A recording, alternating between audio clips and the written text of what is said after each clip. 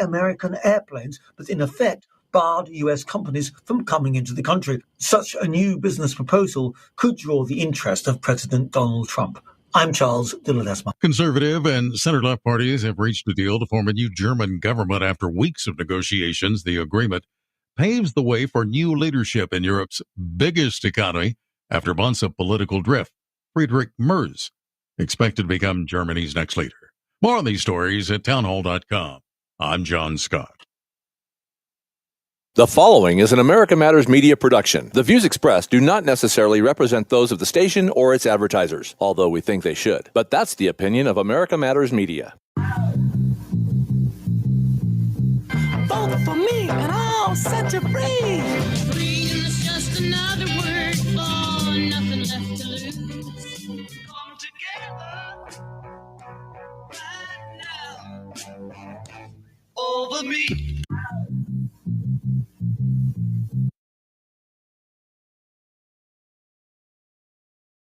America Matters with Leo Zacky, gubernatorial candidate for the state of California. We expect him to be joining us very shortly, but in the interim, I have a question for him, and if he's listening right now, I'd like him to update about Elon Musk and his team at Doge, the Department of Government Efficiency. They have been uncovering what many believe is a systemic failure, and I mean a systemic failure. Let's go to Leo Zacky, running for governor in California right this minute. Hi, Leo. Good morning, boss. Bring a whole bunch of just, fraud, waste, failure. I mean, you name it. We got a clip that we're going to play for you guys, and you'll see that it breaks down, just what exactly they've discovered with the access to the USCIS, which is the United States Citizenship and Immigration Services. It's a federal agency under the Department of Homeland Security responsible for handling most of the legal immigration process in the United States. So Let's go ahead and roll that clip. Sounds great. Reveal what's really going on. Doge exposed our immigration asylum disaster. That was the tip of the iceberg. Now, here's the story. Doge has found that immigration gave a work authorization document to illegals just 5 months after they filed for asylum. That document allowed them to work while they waited to hear whether their asylum request had been accepted or denied. So they could work as an illegal, knowing it would take years before their case was heard. The Immigration Department mailed them a Social Security number. No interview, no proof of identity. Just put it in the mail. Here's your number. In 2021, Doge says 270,000 new aliens were issued Social Security numbers, 590,000 in 2022, 964,000 in 2023, and 2.1 million in 24, right before Biden left office. Wow. Doge also discovered that 1.3 million aliens are now receiving Medicaid. Millions received driver's licenses, some registered to vote, and Doge says some actually did vote. Try and square that against Democrat claims that Musk is destroying Social Security and cutting Medicaid. He's not destroying. He's weeding out people who don't qualify. Who is really guilty of misinformation in this case? It is not Elon Musk. Fox to reveal what's really going on. Doge exposed our immigration asylum disaster. That was the tip of the iceberg. Now, here's the story. Doge has found that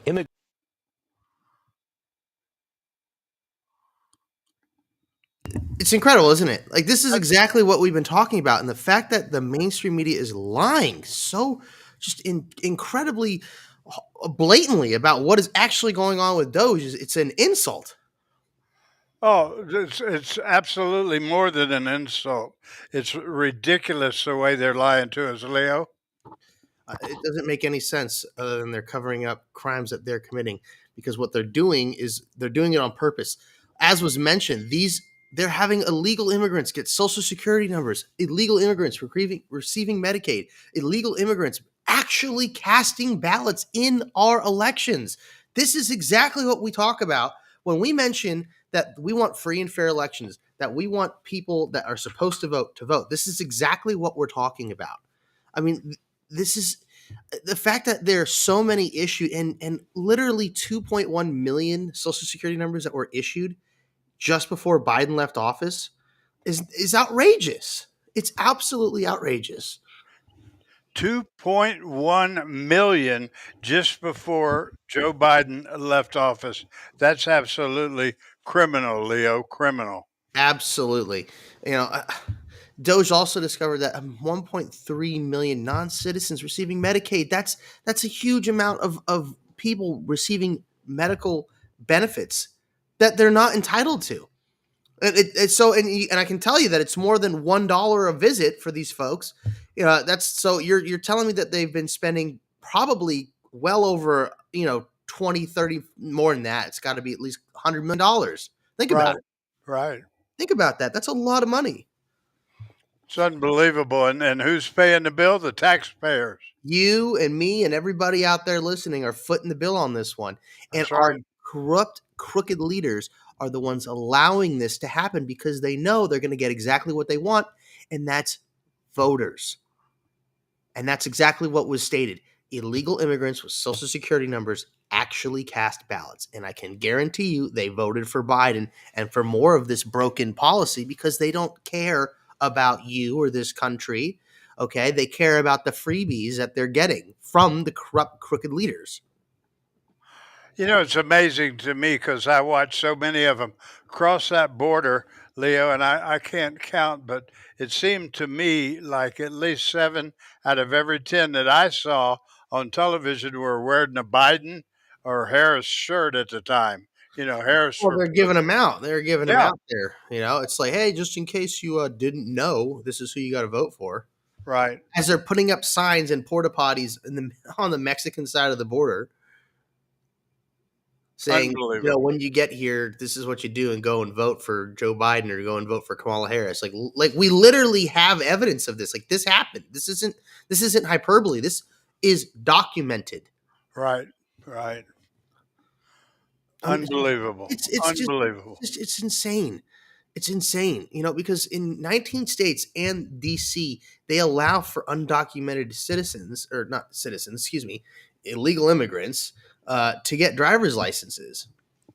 These, and the states use these motor voter laws, so they automatically get registered to vote by signing up at the DMV. So people who aren't U.S. citizens are getting driver's licenses, and because of the motor voter stuff, they're automatically being registered to vote. Wow. So, I mean, this is a big issue. This is a Unbelievable. really big issue. Yeah. And it's people there in California who are suffering first. But believe me, what happens in California eventually, as we've said a million times, goes across the entire United States. Absolutely. It's a big issue. California leads the way in a lot of things. And unfortunately, we've been making a lot of poor decisions, and those poor decisions are being exported around the country. And when the country does stupid things, guess who else does stupid things? The rest of the world, especially Europe. Look at the failures that are happening over there. And Right. they're following our failures and our lead. And it's embarrassing. That's why we're going to take this state back. That's why I'm running for governor. That's why we're going to save this state. We're going to save this nation. And hopefully we're going to save the world from globalism. That's the plan. So with that, Amen. we're going to take our first break here on America Matters. I'm Leo Zacky with Eddie Floyd. We'll be right back. At A Proper Fit Footwear in the Reno Town Mall, we've been accomplishing happy feet for over 30 years. We offer a very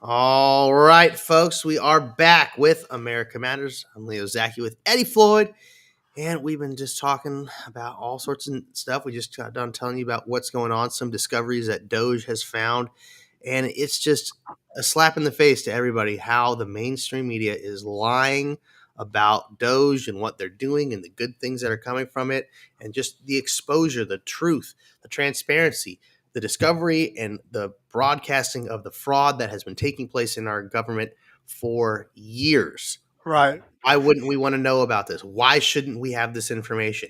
Why is the mainstream media running interference? Absolutely. And, Leo, any other conclusion? Because I totally agree with you. These numbers do not lie, period. Absolutely. So it's good to have it coming out, but you have to, folks, you have to understand there are people in the streets every day protesting Doge and the Department of Government Efficiency, the exposure and the exposing of the fraud. This is insane. These people are literally protesting that good things are coming from this, that fraud is being exposed. What the hell is going on? How can people be this naive and stupid and ignorant to the fact that this is a good thing that we're discovering it because we're going to put a stop to it? Right. How can people be so manipulated into doing this? Unbelievable. I'll tell you, it's this mainstream corporate crooked media because there are enough people out there that buy into that and eat that bullshit up all day. It's crazy. It's so crazy. People should be outraged. Everybody should be out in the streets protesting that this fraud is taking place, not protesting against the people trying to undo the damage and stop the fraudulent expenditures and the corruption. I mean, it's so mind-blowing to me. But you know what else is worse than this, Eddie, is the fact that you have people that are up in arms about just the tariffs that are being imposed on these other countries. Wow. They're all upset. That's absolutely absurd. I mean, what's happening to us is without a doubt, and you hit the nail on the head, Leo, it's a crime what's taking place. And we'll start in California right now, and we'll stay there. But anytime you're ready for the next topic that that's what I was saying, Eddie, the tariffs. Yeah. So anyways, Trump has proposed 54% tariff on China and a 46% tariff on Vietnam. A lot of stuff is made there. I'm sure if you check the tag on your clothes, I guarantee you it says either made in China or made in Vietnam. I mean, obviously there'll be other countries that produce clothing as well, but those are definitely big producers of a lot of goods that we consume here in the United States. So, there's, depending on who, proposes the tariff seems to, the reaction seems to change. If Trump pushes for tariffs, the left calls it economic suicide. But then I see this clip here that I'm showing you in a second, and you'll see that, Pelosi and other Democrats are slamming China's trade practices and calling on the president to draw a line, and do something about it. Historically, folks on the left like Bernie Sanders have been against free trade deals like NAFTA. Why? Because they ship American jobs overseas. And what's the opposite of free trade? Well, it's tariffs. Exactly. So let me show you this short video clip where members of Congress, particularly from the left, are making what sounds like pro-tariff arguments. All right. I have kind of a controversial take on tariffs, which is that I'm super confused about it. Because people are legit freaking out about it right now. Trump just issued a 54% tariff on China, 46% on Vietnam. Nancy Pelosi tweeted this out yesterday saying, quote, Donald Trump's reckless tariffs will cause chaos in our economy, raise prices for consumers, and hurt hardworking American families. This is not a strategy. It's the largest tax hike on the American people in history. Okay, maybe she's right. But what I'm getting confused by is that depending on who proposes the tariffs, their tune seems to change. I'd like to call the attention of our colleagues to this chart. In terms of tariffs, I think it's interesting to note that the average U.S. MFN tariff on Chinese goods coming into the United States is 2%, whereas the average Chinese MFN tariff on U.S. goods going into China is 35%. Is that reciprocal? And if there's one message that I want our colleagues to understand today and our constituents is that on this day, your member of Congress could have drawn the line to say to the President of the United States, do something about this U.S.-China trade relationship that is a job loser for the United States. Okay, I'm not an economist, but it sounds like she's advocating for tariffs there. I mean, Right. throughout history, the quote-unquote left have been very critical of free trade. For example, Bernie Sanders has been against NAFTA, the North American Free Trade Agreement, for decades because it kills American jobs. And the opposite of free trade is, of course, tariffs. What they have said is that we need to not worry about manufacturing in America because what we should establish is a policy of unfettered free trade. We don't need tariffs. What we need is to allow corporate America the freedom to throw American workers out on the street, people who are making 15, 20, 25 bucks an hour, healthcare, pensions, throw them out on the street because somehow, Madam President, we are going to create wealth in America and good paying jobs in America as we shut down plants. We move to China, corporations there pay workers 20, 30 cents an hour, and we bring the product back into this country. I don't know. I'm just super confused. Like, is everything just partisan? Trump wants tariffs. We're not supposed to like Trump, so now tariffs are bad. Is that what's going on here? Or are tariffs actually just bad? I have kind of a controversial take on tariffs, which is that I'm super confused about it because people are legit freaking out about it. You know, Leo, I'm going to ask you this because who likes tariffs and who doesn't like tariffs? Isn't it the left versus the right? Well, I mean, the question seems to be, are they good? Are they bad? Or is it just who's putting them out there? Who's proposing these tariffs should be in place? Right. I mean, look, the left is traditionally labor friendly and has opposed free trade deals for killing jobs. That sometimes means supporting tariffs to promote protecting jobs for American workers. And the right historically wants free market oriented, and was opposed to tariffs because, well, traditionally the Republicans are supporting the big corporations. But it looks like everything's flipped on its head in the last election cycle, wouldn't you say? Amen. Amen, Leo. And the other thing I have to do is, I can add up on one hand any time that Donald John Trump has made a mistake. And I don't think these tariffs and the deals that he's putting together today, that it's a bad deal. I think he's going to put America right in the world #1 position. Yeah, well, I mean, the way these countries are responding, you can see that it's definitely working. I mean, so many countries are begging for the tariffs to go away, and so they're getting better. We're getting better trade deals out of it, so it's definitely happening. But the point is Trump proposes the tariffs, Democrats react as if it's the end of the world. But what if a Democrat proposed it? Oh, it's wonderful, right? All of a sudden, it's the greatest thing ever. So, is this about policy or is this pure blind hatred of a guy trying to do the right thing?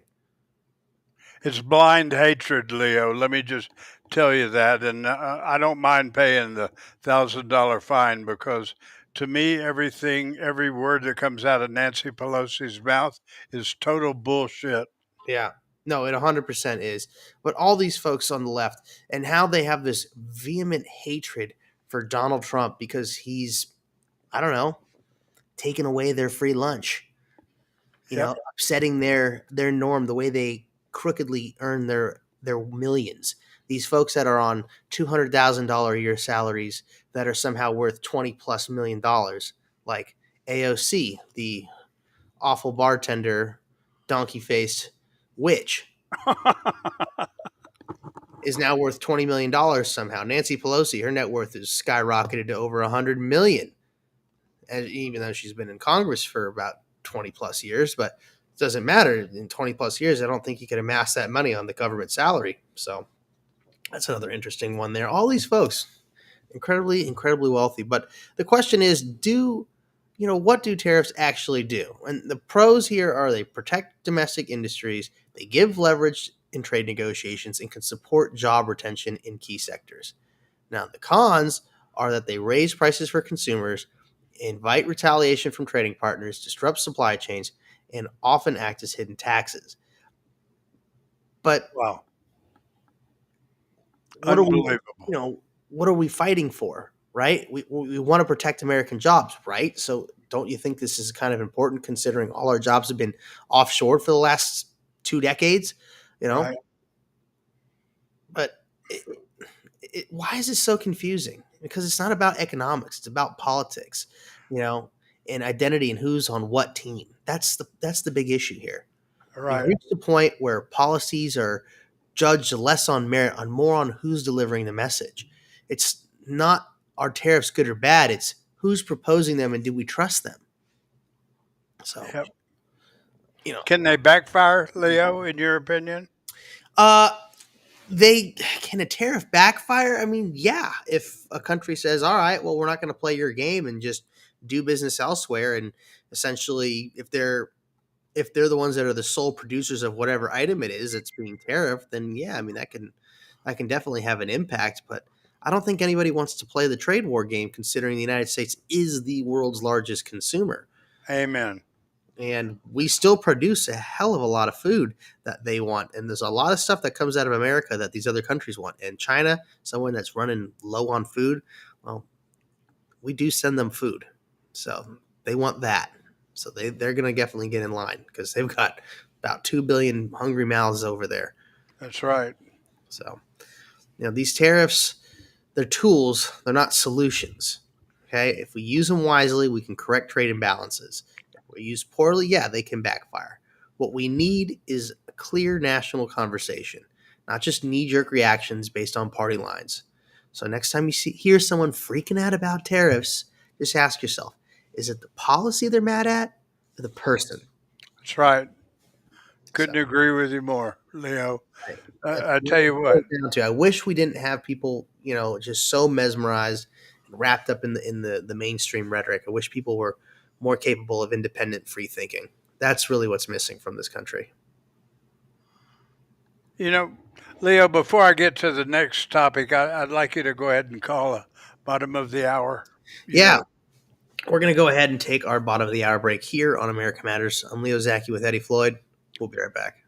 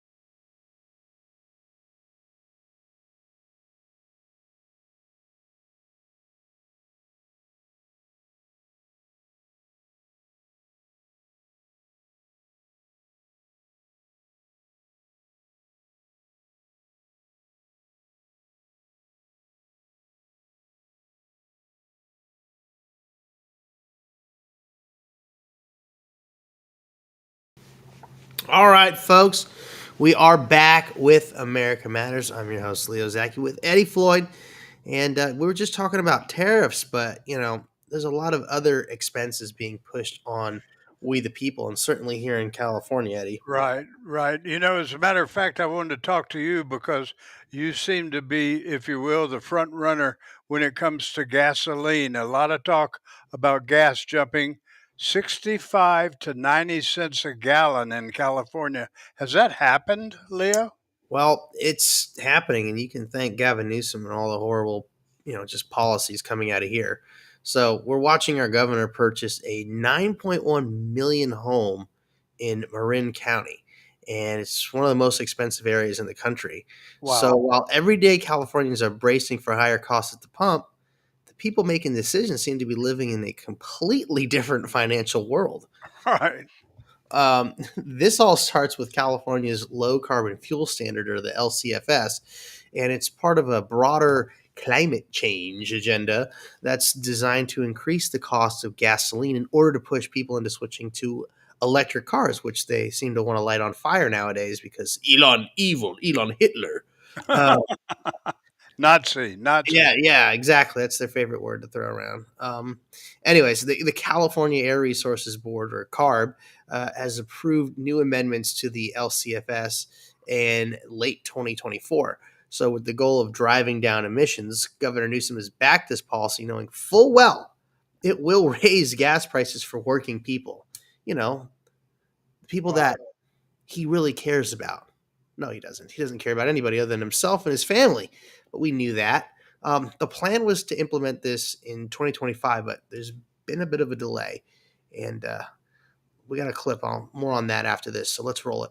All right, let's do it. The whole state's going to have to absorb like a 90 cent a gallon gas price increase in a matter of months. And meantime, this guy just bought a $9 million house. How can he afford this? Yeah. How does this work? Well, I'm asking these questions too. I mean, kind of the title of my article was, how did California Governor Gavin Newsom buy a $9.1 million home on a public servant salary? Yes, we know that he has some businesses. And I say that pretty loosely because the primary investor in everything he's ever done has been Gordon Getty. And so, it's not like he's some entrepreneurial guy who's gone out there and raised a bunch of capital on his own, and then he's running these successful businesses. He's been in government since 1996. And kind of similar to, say, Nancy Pelosi, we wonder how these people get so darn wealthy while they're in government. And this is just one of those cases. A $9 million home in California is a lot of money. Yes, plenty of tract houses now are going for $900,000 to a little over $1 million. But a $9 million home, that's not your average really nice house.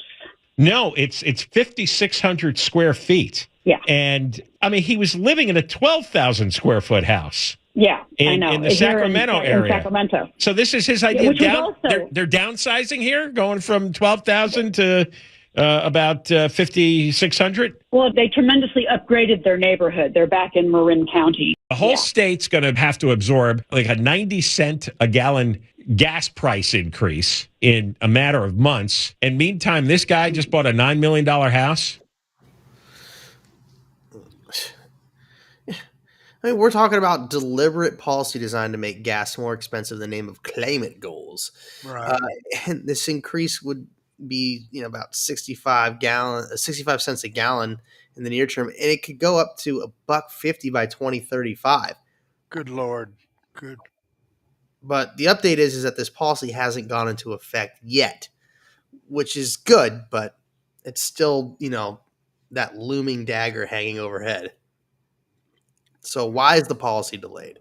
Well, CARB submitted, the amendments to the LCFS Office to the Office of Administrative Law in January of 2025, and in February those amendments were rejected because of technical issues in the regulatory language, not because of the content. So literally because of the language that they use. It's this legal mumbo jumbo nonsense that.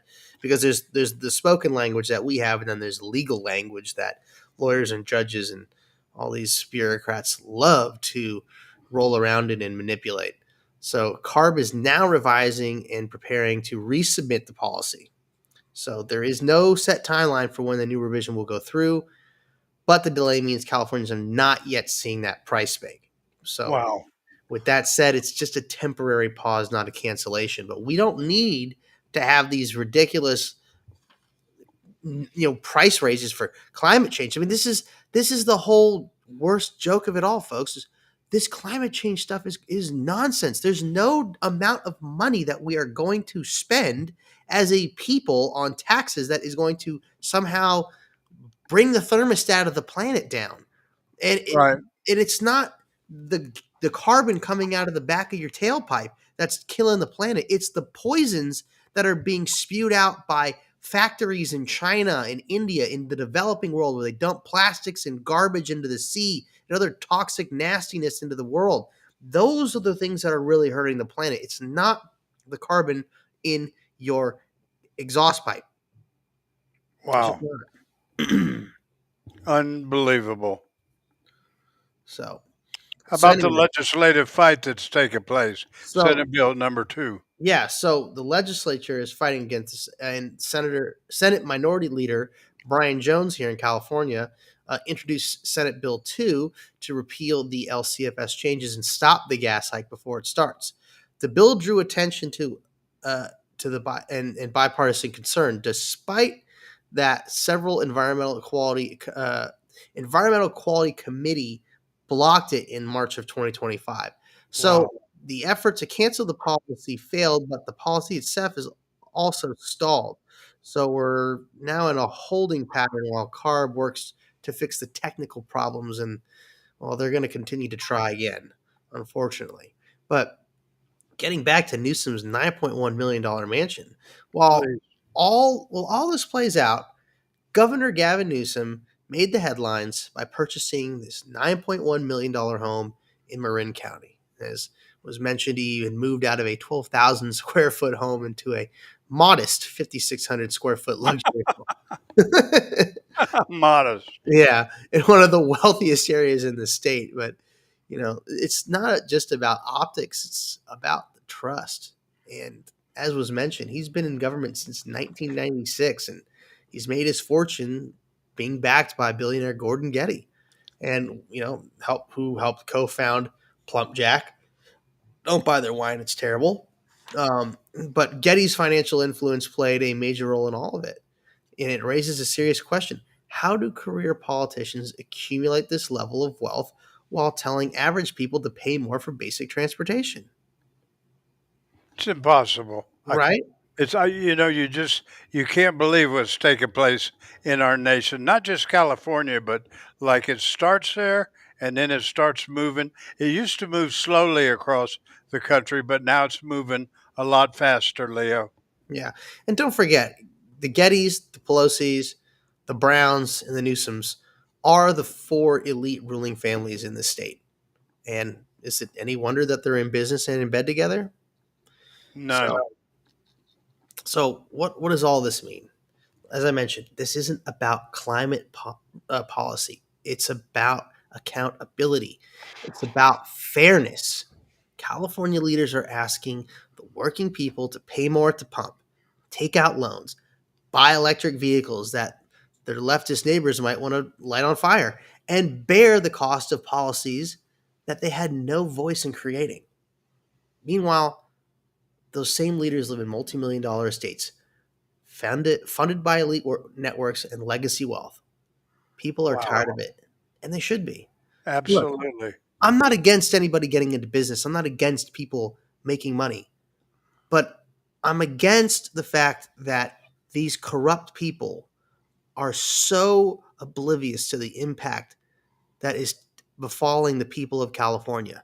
They don't care that people are being put in situations where their gas is more expensive, because to them, it's these amounts of money to them are pennies, but to the average person, it's make or break. It's, do I choose between food or gas? Can I go out to dinner and treat my family to something nice this week or this month? Right. Or do I have to put it in my gas tank? These are the choices that the average American, and especially the average Californian, are faced with daily. And the more these burdens are put on people, the harder life gets. And the more beautiful and greener the grass seems to be in a lot of other places.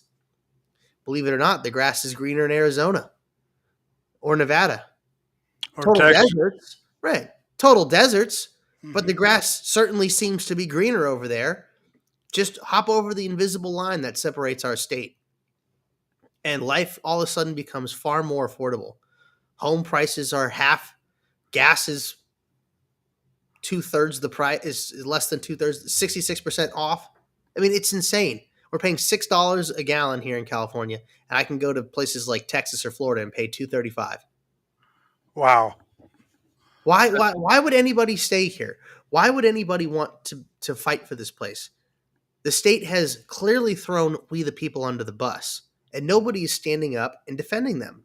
So they do what any sensible person does. They pack it up and they leave. And the problem with that is that the best and the brightest in this state go with them. The innovators, the job creators. Where does that leave the rest of the folks in California? That's right. Stranded, without opportunity. And the worst part is that if they're waiting for the government to hand out something to take care of them, it will be wholly insufficient, and it's only going to put them into a further death spiral of finances, because the state will do one thing, and one thing that they love to do the best is raise taxes. That's it. That's all they know how to do, and it hurts the people. And you know what the worst part is on top of that? Is they're going to give it to illegal people. They're going to give it to illegal immigrants that come here illegally. Wow. And they're going to get free health care, and then they're going to vote. And what are the illegals going to vote for? Well, they're going to vote for more of the same. They're going to vote for more handouts, and it's only going to put more burden and more pressure on we the people. Gas prices will go up. Food prices will go up. Rent will go up. Pretty soon the thought of even possibly being able to own a home will just simply be an impossibility. And many folks have already given up on that dream here in California. But it's because the way the state is being run currently. Right. The leaders don't care. They live in their ivory towers, and they care not about the suffering of the people. They don't want the people to do well, because the worse off they are, the more land they can acquire, the more multi-million-dollar homes they can build on them. They don't care about you. They don't care about your family. They don't care about your job. But they sure love their power. And folks, if you don't vote them out, it's going to continue that way. That's why we're in the race. So with that, we got to take our last break here on the first hour of America Matters today. I'm Leo Zacky with Eddie Floyd. We'll be right back.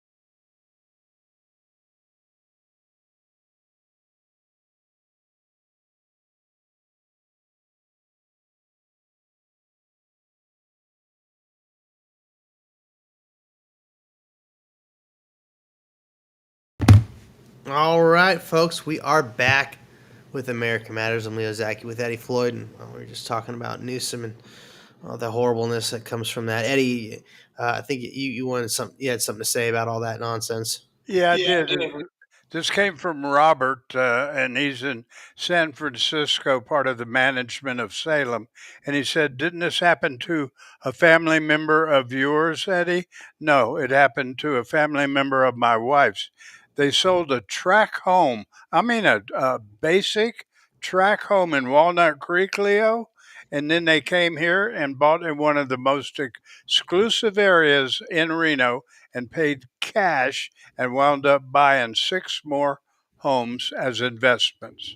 Wow, from the cost of for how much their home was worth. That's right, in Walnut Creek, California. And what you can get for it just by going across the invisible line they call a state line. That's it. That's all they did was they came across that invisible line. That's it. Then the grass was greener. They were able to get way more. Wow, 6 houses as investments. That's Right. living nice right there. Amen. Renting those out or Airbnb or whatever you're doing, using them as a way to make a net positive gain. Are you kidding me? Wouldn't have to work a day in your life with that kind of situation. That's right. That's exactly why they did it. Manage the properties, or hell, just hire someone to manage the properties. You'd still make more. Wow. Incredible. Unbelievable. With that, Those are the opportunities out there that California doesn't allow its people to have. we broke down how, is it pronounced LASA? The Los Angeles Homeless Service Authorities has spent hundreds of millions on bridge housing with questionable results. Is that right, Leo? Well, they're certainly questionable, and we revealed some serious transparency issues, lawsuits, and missing money. So, quick recap on all this stuff. Last time we talked about how $320 million. Folks, these numbers are always astronomical when it comes to government stuff. That's the thing. You gotta understand, like, the egregious waste at every level. It's insulting. So $320 million was funneled into bridge housing. So one Venice Beach site cost $8.6 million for 154 cubicle style beds, like literally like basically a low like a low security prison, sort of like communal living situation. Right. And so $8.6 million for 154 beds, and it was going to cost to operate it every year $3.4 million. Unbelievable. So that's over $20,000 a bed, right? Oh, $22,000 a bed. Yeah, it's crazy. But how does that make sense?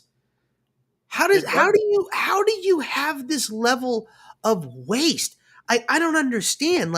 I could set up a camp for 154 kids and it wouldn't cost me $0.6 million. Right. And it wouldn't cost me $0.4 million either to run it. I mean, this is crazy. So Cal Matters sued LASA for hiding the incident reports involving deaths and assaults in the shelters.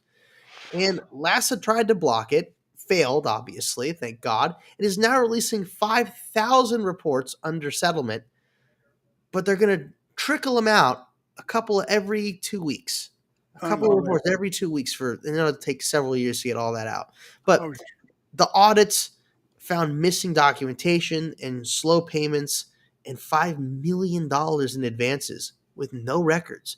Where is the money going? Why are people bitching about Doge when you have corruption and fraud like this?